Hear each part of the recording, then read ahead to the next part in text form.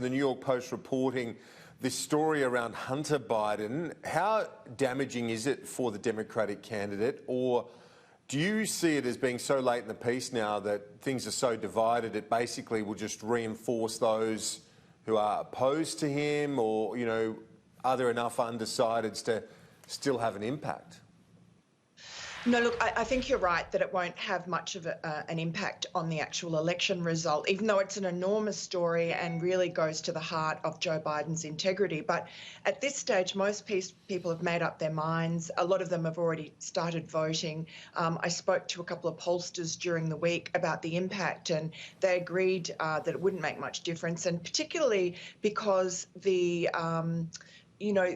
turnout for the Democrats depends a lot on that sort of left-wing Bernie bros faction of the party, and they're not turning out anyway. I mean, there's really no enthusiasm for Joe Biden anyway, and they're the ones likely to be the most angry and the most impacted about this revelation that, you know, Joe Biden is basically a corrupt globalist. So, Miranda Devine, what's your take on the polling now? Have they got it wrong again? Because we know in 2016 it was, they were basically, the vast bulk of them were wrong. Now still the polling suggests that Trump is going to lose. I think even the Trafalgar poll, which got it close to the mark in 2016, suggests that Trump is behind. What's your take on it? Is it the shy Trump voter again that we're seeing at play, or is he facing a deficit right now? Look, I think there's a few things you could say, which is, there is a shy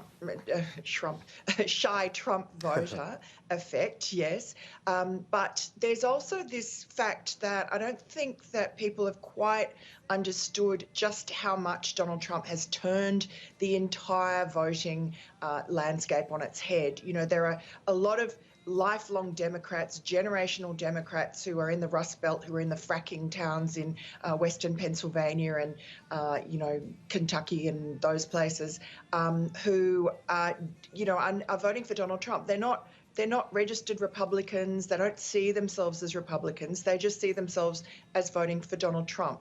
And then there are a lot of people who would be lifelong Republican voters, for instance, outside in the sort of leafy suburbs around Philadelphia, what we call in Australia doctors' wives.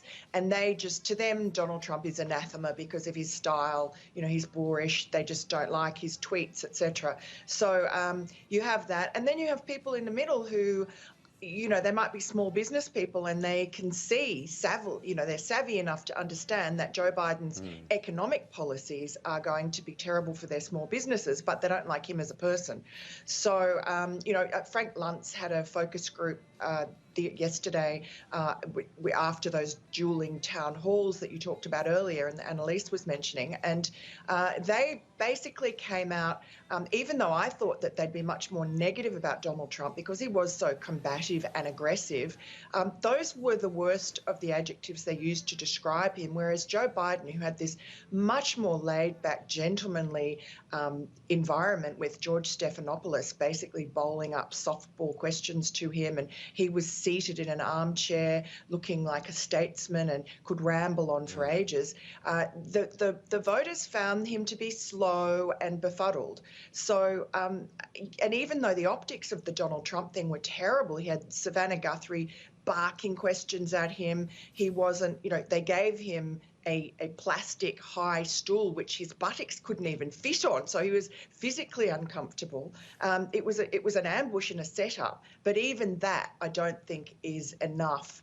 Even if they do that every day from now until election, I don't think it's enough to shift the Trump fans away from him.